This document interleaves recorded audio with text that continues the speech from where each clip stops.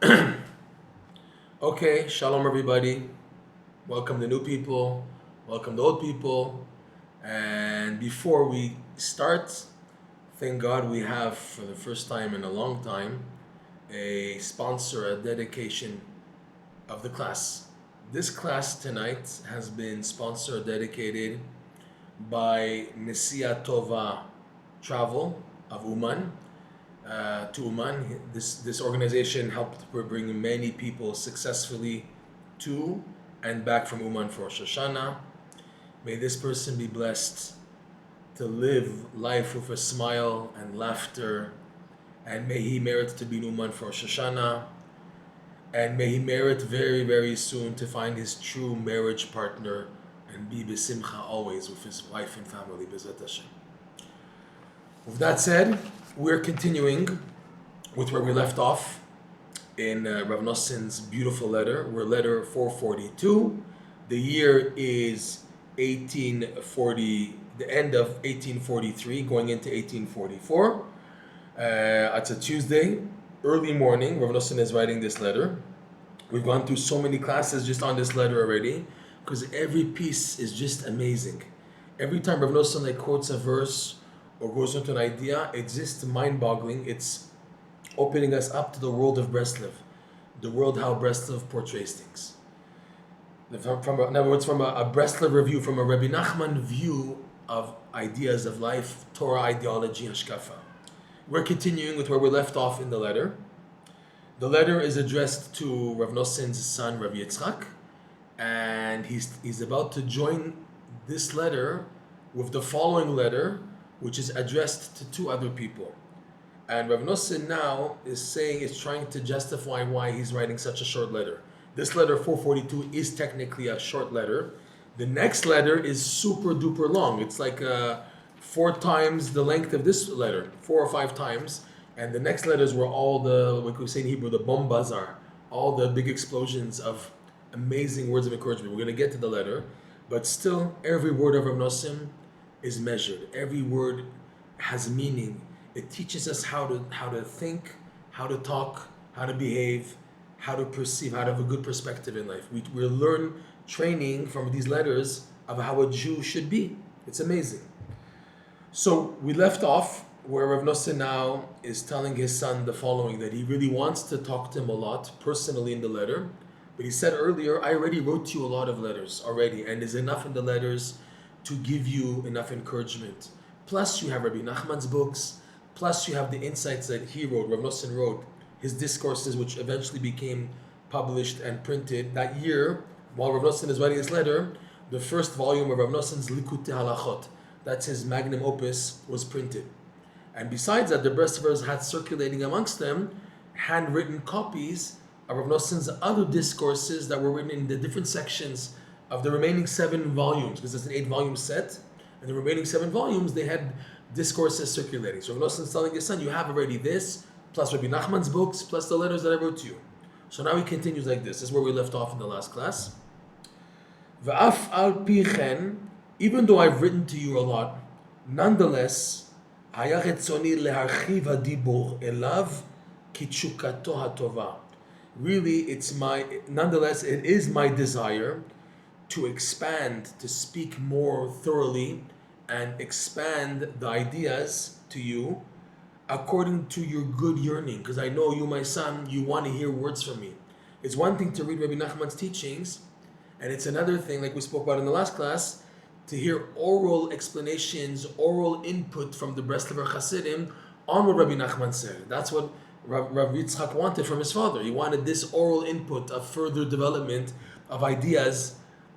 And even sometimes it's mundane, simple ideas, but they open such a vista in your life. Like we said in last class, sometimes, most of the time, you remember much better in life what you heard from somebody talking to you, like in a regular casual conversation.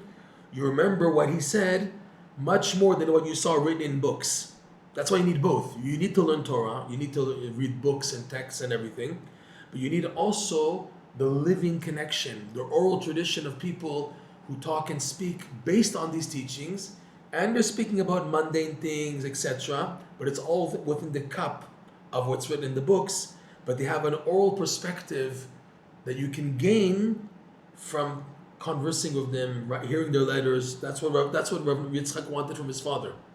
So he said, nonetheless, I wanted to expand what I'm writing to you according to your good desire and your good yearning. Okay?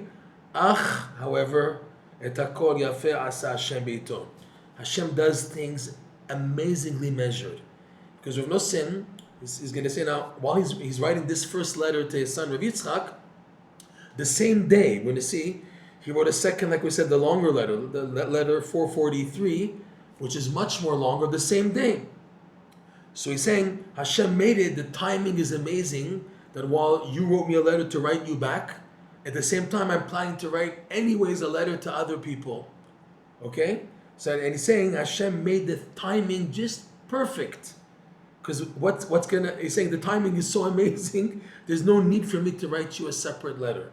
Okay? This is like a famous quotation in the words of the sages. However, Hashem made everything nice, pleasant, beautiful, in the right time. The way of Hashem is to do things at the right moment. It's like hashgacha pratit, boom, things happen, good things happen, beautifully woven together at the right time. This is something amazing about being a Jew. The more you connect to God, the more you're connected with emunah and bitachon, learning Torah, attachment to tzadikim. Tzadikim will give you a living Torah. The more you see, more than other people, such divine providence in the timing. You see religious people who are really connected to Hashem. They always say, the timing was unbelievable. I just finished speaking to this person, and boom, I got another phone call, I got an email, and I just finished talking to Hashem, and all of a sudden I get this phone call. These things happen. The more you are tuned in, the more you connect, again, to Hashem, to the Torah, to the tzadikim, the more you have a live wire connection, and the more you see than other people divine providence in everything in life. Everything in life becomes divine providence. And even when you don't see it, but you have that belief, enough emunah, minimal emunah, to believe that the timing of things in life were just planned. And many times, many years later, when you look back at what happened to you in life, you say, I can't believe the timing. That was so amazing how things just worked out perfectly. After, most of the times, retroactively, you see backwards. You see, after things happen, you see how the timing was just so perfect.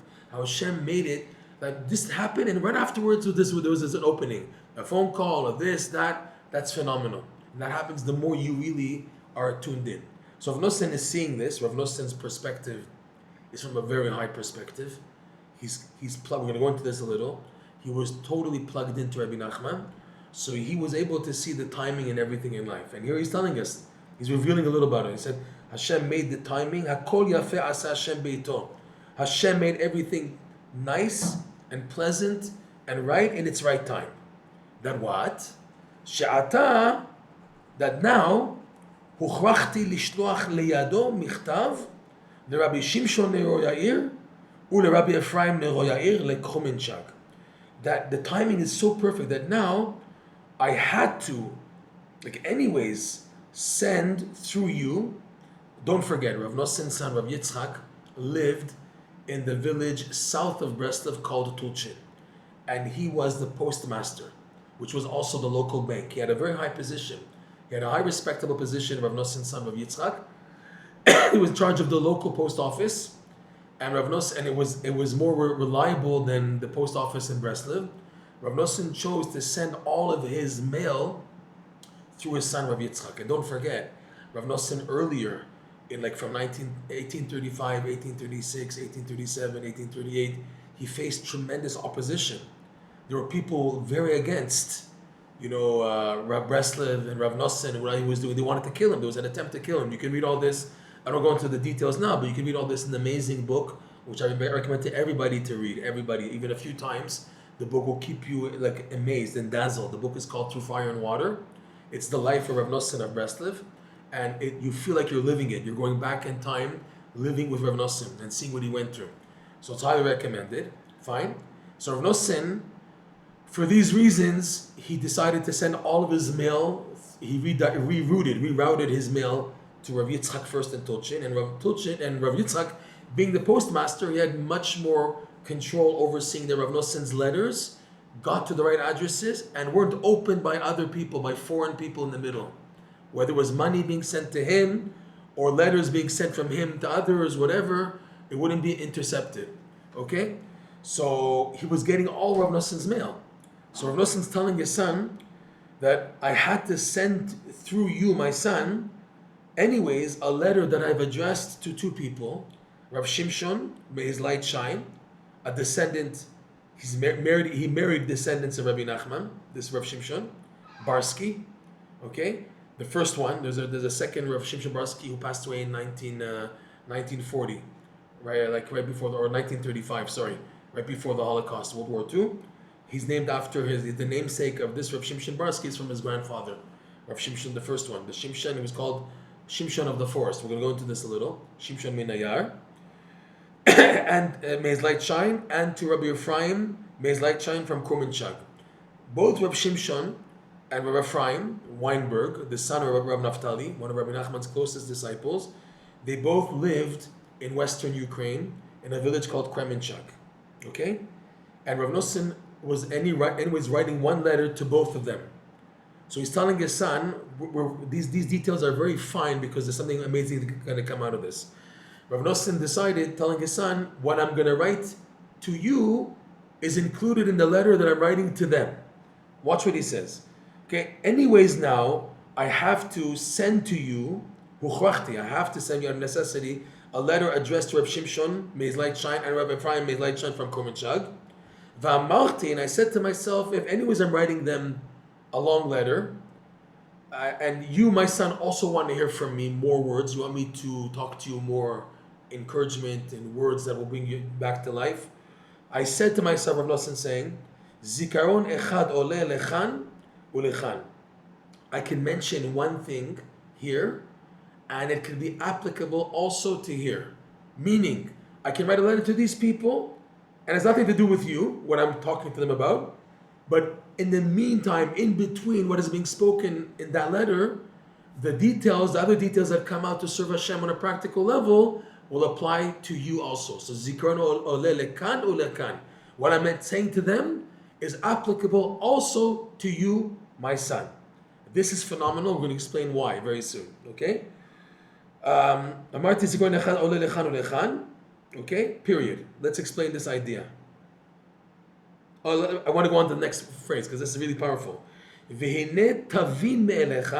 And behold, you will understand on your own, my son, she'elu advarim ne'emru gam elecha ulechulchem, that what I'm writing, the words that I'm writing to Reb Shimshon and Reb Efraim, which is the next letter, 443, is said also to you and to everyone else. These letters were like private letters. Rav Noson's letters, even if there were like some minor private issues addressed to certain people, but it wasn't prevented from other people to look at the same letter. The Breslov Hasidim, you have to understand, their attitude with Rav Noson was like on fire. You got a letter from Rav Noson, please show me the letter. That's how they were. Again, there's no internet, there's no TV, there's no newspaper, there's nothing back then. There's just the books and the people who they interact like maybe once, twice, 3 times a year. That's it. They see each other. If it's Rosh Hashanah, Shabbat Chanukah, Shavuot, a random Shabbat, okay, 4 or 5 times maximum the whole year. And these people, their energy is dependent on their interaction with Rav Noson. Because we're going to go into this a little. Rav Noson was mamash, a living entity of shining Rebbe Nachman's light. Like crazy, okay? So I just want to finish this sentence before we go into this. You'll understand on your own, my son, that these words are said also to you and to everybody, because other people also are reading these letters. Lehachayot nafshecha, to bring life to your soul, v'nefesh kulanu, and to all of our souls, okay? This is phenomenal. I want to explain a bit why. These 3 people mentioned in this letter, Reb Yitzhak, okay? I've told you. Reb Efraim and Reb Shimshon, each person was very different than the other ones. Okay? To explain, Reb Shimshon, he was the type who eventually, he got a job that he lived in the forest all week long, a forest that belonged to a grandson of Rebbe Nachman, Rav Avraham Dov Orbach, who lived in that region of Kremenchug, Cheren, Medvedevka, that region he lived in. Cheren, he lived in Cheren. And he owned tons of forest land with lumber. And he needs someone to oversee that when the Gentile lumberjacks would come cutting down the tree and purchasing lumber, there'd be someone there to oversee and to receive the money. It was a relatively easy job. Didn't require all the time to be on them. There's tons of trees, and it takes time to cut down the trees. Just to oversee and to receive the money. So what type of a person would take such a job? Someone who likes to be in the forests, to like to be there, detached. He'll also learn Torah, but it's more spending time in the forest than in a Beit Midrash, because he was all alone in the forest all week long. He would come Shabbat to be back home. That's when he had the Beit Midrash. It's once a week. He had a Beit Midrash. Every Jew has to have a shul and a Beit Midrash in their life cycle. In a living cycle of a Jew, you need Torah and davening, where it requires a Beit Midrash and Beit Knesset. Just in the case of some people, it's like once a week. Other people, it's once a month back then. Today, Baruch Hashem, it's more accessible. But in the case of Rav Shimshon, his job was to live there, so no minyan, okay, all week long. Maybe he did go sneak in for a minyan and then come back. I have no idea, I don't have any details that much. But the point is he was someone who enjoyed doing this. He loved spending his time, and it's brought down that he would spend most of his time doing hitbodedut, talking to Hashem, saying Reb Noson's prayers, saying Tehillim, learning also, okay? You have to learn Torah. Rebbe Nachman was very for both davening and learning. He said a Jew has to do in this world is only to daven and learn and daven. Okay, that's a life of a Jew. Those three things. Okay, just the emphasis where it is. Each person is different. In the case of Reb Shimshon, his preference was to be detached in the mountains, in the forests, the trees. Okay, and he loved that. That's him. That's Reb Shimshon. Reb Efraim, he was a diamond merchant. People on diamonds are very precise. The fact that they sell diamonds, and in diamonds you have to see the authenticity of the diamond, how it's cut right and everything in position to put it in a ring or put in a necklace, okay? So the job requires precision and accuracy in seeing the quality of the merchandise, and it's an expensive merchandise, requires precision. Reb Efraim, the son of Reb Naftali, was known to have a very sharp mind.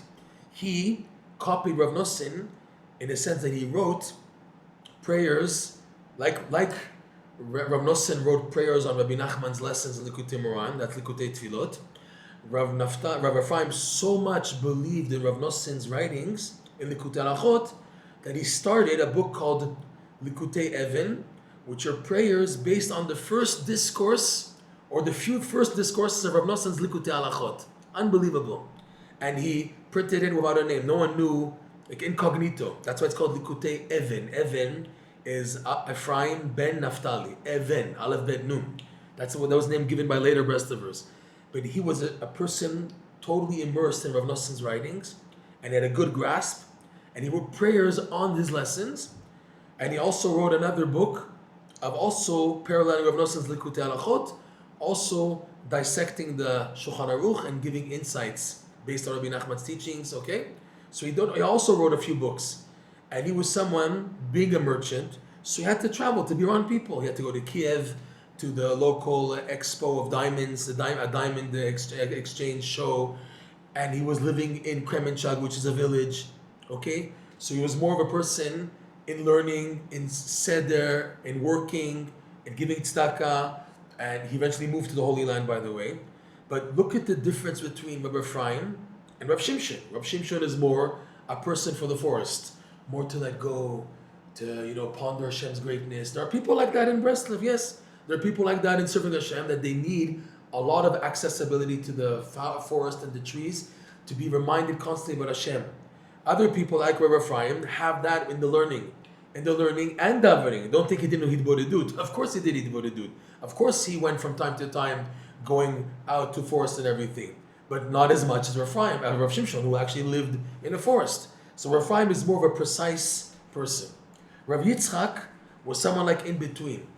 Okay, Reb Yitzhak is he's a postmaster and a bank manager, also dedicated to serving Hashem and davening and learning, but he was more tough. He was a bit aggressive in his serving Hashem, because his name Yitzhak connotes dinim, gvura. He had a hard time, by the way, Reb Yitzhak. He divorced. Okay, he passed away relatively young, at the age of 60. He lived in Eretz Yisrael for like about 2 years, and then he passed away relatively young. The attitude was reflected in his name, what he went through. But the letters show his yearning. Rav Yitzhak, what we have from him are the constant letters written back to him from Reb Noson, his father, which make up the bulk, like 80% of the letters of Reb Noson are written back to his son, Rav Yitzhak. Okay?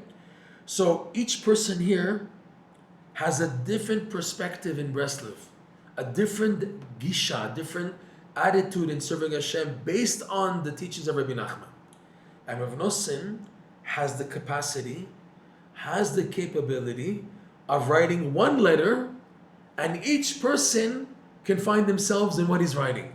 They can say, wow, that was addressed directly to me. That was written to me. He may have written it to someone else, but what he's saying in the letter applies directly to me. This is the power of Rebbe Nachman's teachings. The one who put together and printed Rav Noson's letters, there were 2 editions. One edition was printed by the Chernobyl. Eventually they were joined together. That's what we have today. We have together the joint of the 2 editions of the letters, because this one had letters that this one didn't have, so they were joined together in the book we have today, called in Hebrew Alim LiTerufah. The letters, leaves of healing. That's a literal translation. Rav Noson's collected letters, they're collected because they had to join from various places to put them in order and join them together. So the introduction, written by Rav Nachman Goldstein of Cheren, he was called the Cherner Rav, he writes praising Rav Noson. He said, we never saw anybody. The Cherner Rav is speaking. The Cherner Rav was a giant in Torah. He was the halachic posek of Cheren. He wrote tons of books in Breslov, okay? People were scared of him because he was such a giant in Torah. And he's talking, he's saying, we have never seen someone so dedicated to his Rebbe like Rav Noson was to Rebbe Nachman. So nullified. Everything in Rav Noson's life, he writes like this, everything in Rav Noson's life, he tried to find meaning based on Rebbe Nachman's teachings. Nothing untouched. Everything covered in his life to be covered from the perspective of what we received from Rebbe Nachman. Whether it was from his Likutei Moran, the Aleph Bet book, Rebbe Nachman's wisdom, that Sichot Haran, Tzadik, or the other oral teachings that Rav Noson heard directly from Rebbe Nachman, whether it was direct or in a hint format, or like a movement of a hint from the eye, a twitch from the eye, or a gesture from the fingers, from the hands. Rav Noson received so much from Rebbe Nachman, enough that he found his entire life in his teachings. And the Cherner Rav writes, Rav Nachman Goldstein writes, we never saw anybody so dedicated to Rebbe Nachman and his teachings, and living with them, and spreading them, and giving the whole life for that, like Rav Noson. This explains why people find, till today, in Rav Noson's lessons, in his prayers, Likutei Tfilot, and in his letters, people can find what they're going through personally, also what he has to say, okay? I want to, by extension, say that this is true till today. There are many people in Breslov teaching Torah, disseminating. And there are many people listening to various people. And people say, I'm more connected to this rabbi in Breslov. I like how he talks. I like how he says things. This one says, I like how he talks. And you have people that they're connected to one guy in Breslov, but not the other people, okay? They don't put an X on the other people, but they feel they have a tendency to connect more to what he's saying, okay? So there is a plus to that, but there is a minus. The plus is, wow, you're connecting. The minus is that it's like, I can find myself here, but I can't find myself elsewhere. Or also that it happens like each speaker in Breslov today, they have a specific crowd. So what do people say? Well, that's how they are. He's connected to his neshama. That's how it is. Like he only can hear this type of a Breslover speaker to speak, but other ones it doesn't jive with him. That is not really true. The truth is, the higher a person gets into Breslov, the more he's seeking a more refined truth in Rebbe Nachman's teachings and connecting to them at a higher level, the more anybody can relate to what he's saying. Anybody. There's like no, he talks to these type of people and that's that. This guy is more lomdish. This guy is more in, hitchazkes, like all these terms they use in Breslov. This guy's more in the learning details. This guy's more in the encouragement. This guy's more in the simcha. This guy's more in the singing attitude. Okay? So what really should be happening is these people teaching Breslov, they should aim to go higher and higher and higher. Because the higher they go, in other words, the more they seek to connect to the highest levels available in Rebbe Nachman's light, Rebbe Nachman's teachings, the more people can relate to them. Like for example, Rav Noson. Today, everybody in Breslov, all the various groups, no one puts an X on Rav Noson, God forbid. Everything we have from Rebbe Nachman is through Rav Noson. Just want to go offside. There was like a person teaching not in Breslov, even once, I don't know if he still holds, against Breslov, and he said once, I don't have anything against Rebbe Nachman. I have against Rav Noson, Rabbi Natan. I'm against Rav Noson, that he distorted Chas Shalom and diverted Rabbi Nachman's teachings to a different angle. Chas Shalom, because everything we have from Rabbi Nachman is from Rav Noson. He's the one who wrote down all Rav Noson's writings, Rabbi Nachman's writings. Plus, in the introduction to the book Tzadik, Chaim Moran, you can see that Rav Noson himself heard directly from Rabbi Nachman that he said, no one in the world understands me except for Rav Noson a little. Except for Rav Noson a little, which means that I should break my head to see how Rav Noson explains Rabbi Nachman as opposed to me or other people who like taking Breslov. Let's give like a philosophical idea and perspective of Rabbi Nachman's teaching. Let's give a course in university 101 Breslov. It doesn't work like that. You need Rav Noson. You need Rabbi Natan. They work. Rav Noson and Nachman, kachada chashiva. They're considered as one. They go together all the way.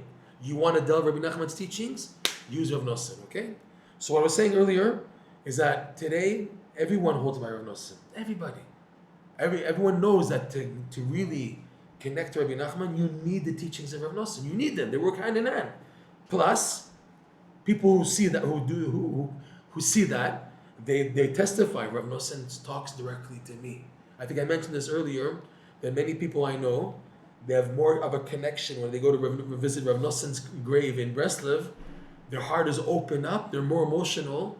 More than even going to UMAN, Rebbe Nachman's kever. We go to Rebbe Nachman's kever, he said to come, it's the tikkun, it's a rectification, okay, the tikkun aklali, the ROSH HASHANAH.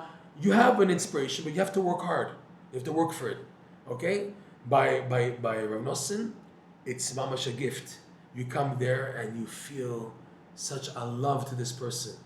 You just want to hug the kever sometimes. You just feel such an affinity and affection because you saw how much he saved your life, how much his teachings, how he explained Rebbe Nachman in the prayers and the Kutei Halachot and the letters, they got to you. They got you more than anybody else. They connected you. They opened up the locked parts of my emotions, of my heart, of my mind. He got in there, opened me up to connect to Hashem, to come back, to give me another chance to start again in life. Phenomenal. Everyone I know, people even I see online here, they agree with me in this attitude. Rav Noson was out there. Okay? I want to see thumbs up to what I'm saying to you guys. I see you guys online on Facebook, etc., and also on Zoom. You guys agree with me that Rav Noson was out there through thick and thin for us. Okay? So I'm not just saying this, it's people who attest to this. Thank you. I see the thumbs up. Okay? So that's why Rav Noson is writing what he's writing here. He's saying, again, I see that what I have to give to you, my son, I don't have to write one letter to you. I can write one letter to a few people, and each one will feel that the letter was written directly to him. And he's including himself. Rav Noson's humility is phenomenal. Look what he said here at the end here. You'll understand on your own, my son, that what I'm writing in the following letter, 443, is said also to you and to everyone, to give life to your soul and nefesh kulanu, all of our souls. Rav Noson also, he was waiting very much to write a letter. Don't think he's doing his son a favor. I have to write him a letter now. Whenever Rav Noson wrote a letter, he also gained from it. Because like the famous expression is, more than the baby cow, the calf wants to nurse, the mother cow wants to feed. The mother wants to feed the child more than the child wants to eat. The giving of a Rav, of a Rebbe, of a teacher is greater than the receiving of the recipient, of the student. It's greater. Because why? Because like Pirkei Avot says, Umital midai yoter mikulam. So it's a Gemara. The Gemara says that the one Rebbe, I think it's Rabbeinu HaKadosh, Rebbe Noson, he said, I gained from my students more than from anyone. Because the questions posed by the students force a teacher to understand, to delve deeper and sharpen what he's saying to make it more accurate and more precise and more detailed that he didn't think. And he knows the answers, but it's in potential format. It's not actual. It has to come out. It's there. He understands ideas, but it wasn't developed yet. By student asking, it all comes out. Fine. So Rav Noson is saying kulanu, including himself. I just wanted to conclude this idea is phenomenal of the different types of people there are in Breslov and how everyone is needed. It's true. Everyone is needed. Even though the higher you go, the more you can connect, and the more, like this idea we mentioned, the more a Breslov teacher goes higher. So people will say, how come he doesn't listen to his classes? He should listen also. Why is he so stuck up only with this rabbi? Listen to this guy also. You'll gain from it. I'm gaining. You too. So people have these type of questions. The answer is that the speakers in Breslov have to go higher and higher. The more they're more connected at a higher level, the more types of people from different backgrounds can connect. But again, at the end of the day, all are beautiful, all are needed, all are necessary. And even if he's attracting one type of group and he's attracting another type of group, it's all needed. This is hinted to in this week's Midrash. Wow. Midrash Rabbah, I saw it this morning. Beautiful. Midrash Rabbah. You can see it now in Art School, has it in English now. Parashat Vayera. It goes into this concept that Hashem says to several tzadikim their name twice. Like this week's parasha. Avraham, Avraham, Vayomer Hineni. Hashem called to Avraham, Avraham, Avraham. And Avraham said, here I am, I'm here. So the Midrash gives a few examples of tzadikim that their name was repeated. Yaakov, Yaakov, right, coming up. Vayomer Hineni. Moshe, Moshe, by Parshat Shmot, by the sneh, the burning bush. Moshe, Moshe, Hashem called out Moshe Rabbeinu, Moshe, Moshe, V'rineni. Another example, I think there's a few more, but there's one more. Shmuel Hanavi, Shmuel, Shmuel, in the book of Judges, or Shmuel Aleph, sorry. Shmuel, Shmuel, Vayomer Hineni. So the Midrash says something beautiful. The Midrash says, why the redundancy? It says a few reasons. We know already a few reasons. Rashi says, for example, that Avraham is like Lashon Chiba. When somebody loves somebody, they call their name twice. That's a symbol of affection. You say the name twice. But still, it's empty. That doesn't explain it. Just because you love somebody, you say the name twice, where. So the Midrash gives other reasons besides that to strengthen this point. Avraham, Hashem is saying, you, the tzaddik Avraham, are for this generation. I'm calling you out, Avraham, because you are the tzaddik of the present generation. And also the second Avraham is for future generations. Meaning, the Midrash says something amazing. The Midrash says that every generation must have a tzaddik who parallels the attributes of Avraham Avinu. Just as Avraham Avinu was into chesed, into helping people, into giving food, and getting Hashem's name out in the world by teaching people, by doing good to other people, like Avraham opened the Eshel, right? He opened the giant tent, free food for all the people traveling. He was looking for guests. This week's parsha begins. The guests of the angels. He's looking to help other people so that they should recognize Hashem's greatness. Don't thank me, thank Hashem, right? That's Avraham Avinu was famous for. He got people to be familiar with recognizing Hashem running the world, and he deserves the blessings and the thank you. Don't thank me, thank Hashem. So the Midrash says every generation has tzaddikim who are like that. You have tzaddikim who are more inclined in chesed. I'm just thinking as an example, the Babach Rebbe giving out the dollars. That was such an amazing example. He's giving people money. Why? So you should give tzedakah. I want to give you tzedakah so that you should give it. Get someone else. You're not giving tzedakah on your own, so I'll encourage you. Even though many people that were giving tzedakah, they just want to get $1 from Babach Rebbe, but still his intent was to do chesed, to go out, okay? So you have tzaddikim in every generation who are chesed type. They like feeding people. They like taking care of people. They like helping out, giving advice. Every generation, the Midrash says, has to have Avraham. That's why Avraham for now and Avraham for future generations. Yaakov who represented the perfection, shlemut, of Torah observance, of the tzadikim who keep the Torah to every detail and everything. So that was the idea of Yaakov being, at his time, Yaakov, we say Yaakov Shlema, who's Shalem, okay? Also the children, all tzadikim and everything. So you have tzadikim who are living role models of kedusha, of holiness. They shine and reflect the like Yaakov was complete. You have tzaddikim that they're so perfect and amazing and all that stuff. Every generation has to have tzaddikim like that.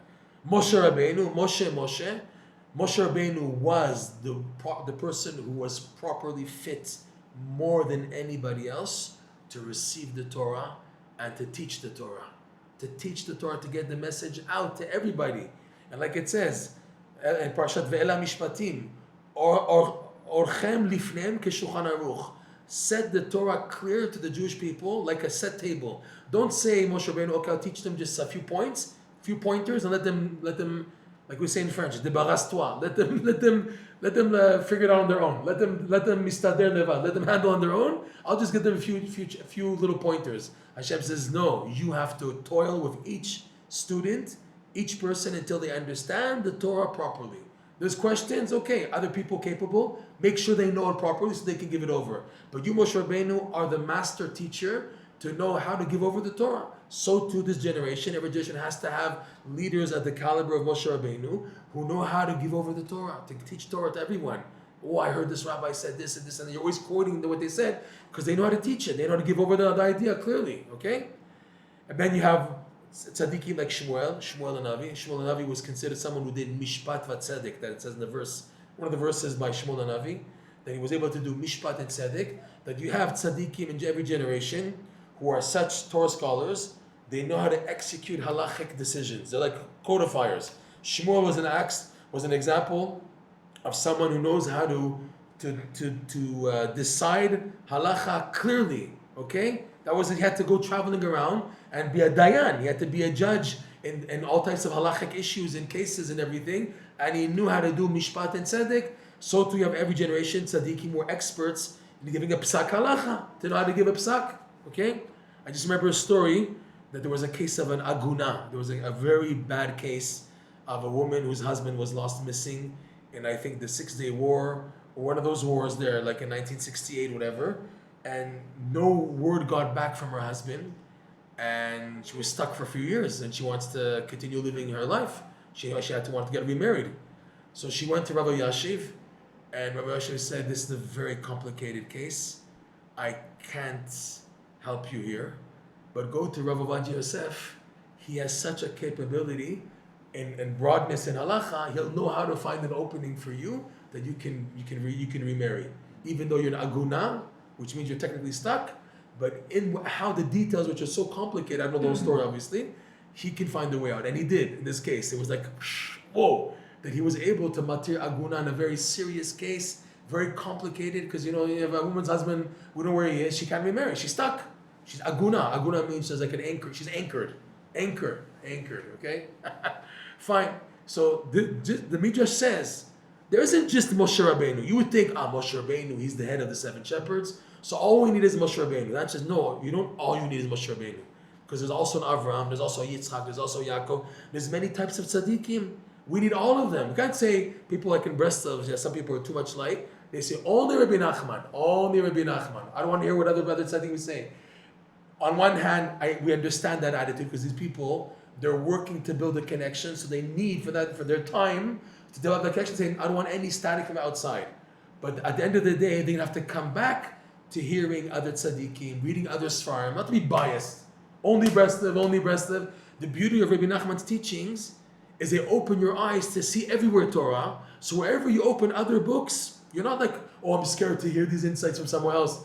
You can now face them, accept them, learn from them, and even find where Rebbe Nachman says, even in their teachings, we can connect it. It's like you're not afraid anymore. People are afraid. They're like that attitude of constricted, only Breslov attitude, because it's understood. They're trying to begin that connection.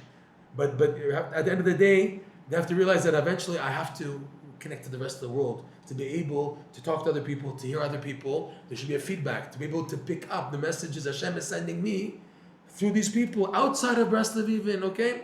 So like the Midrash is saying, there's many different types of tzadikim. And you need all of them. And each one has a different specialty. There's not just a Moshe Rabbeinu. There's also a Shmuel Navi tzaddik. There's an Avraham Avinu tzaddik. There's a Yaakov Avinu tzaddik. There's many types of tzaddikim, okay? But the thing is, what's special about Rebbe Nachman's teachings is that the higher you go into them, the higher you are totally dedicated. Just one point. Avraham ben Reb Nachman, this was a 4th generation Breslover. He writes about Reb Noson the following. Rebbe Nachman had many disciples who were older than Reb Noson and much more accomplished than Reb Noson in Kabbalah, in holiness and everything. They were much more advanced in age and also in how they were. But they didn't have that total nullification that Reb Noson did. They felt, okay, I need Rebbe Nachman in my life, but I also have my ideas. They had a little bit of that. Because they had a little bit of that, they weren't able to receive as much as Reb Noson was. Even if Reb Noson was, quote unquote, nothing compared to them, he wasn't nothing Reb Noson. But these amazing students of Rabbi Nachman, Rav Shmuel Isaac, Rav Yudel, okay, you had Rav Yekutia, the Maggid Tovitza, they were all outstanding tzadikim, but they didn't reach a complete nullification like Rav Noson did. And Rav Noson came from a heavy background. He was wealthy. He had amazing lineage. He was already an outstanding Torah scholar in halacha.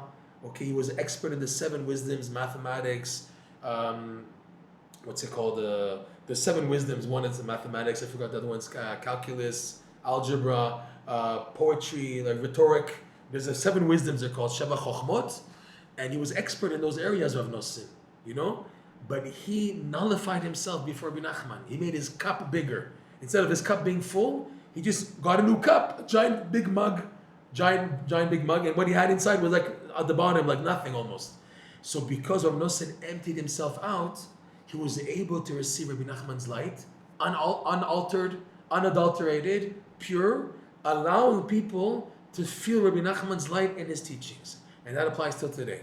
So the more people try to go higher and higher in their perspective of the truth in Rebbe Nachman's teachings, looking for the real truth, looking for, we say in Yiddish, the emes or emes, the emet lamito, the real truth in Rebbe Nachman's teachings, the more people all over and all types of backgrounds can connect and receive. We should be zocheh, we'll stop here, we should be zocheh to value the teachings of Reb Noson, to delve in every word, and to find light and simcha b'ezrat Hashem. Thank you for joining, everybody. Shalom, shalom.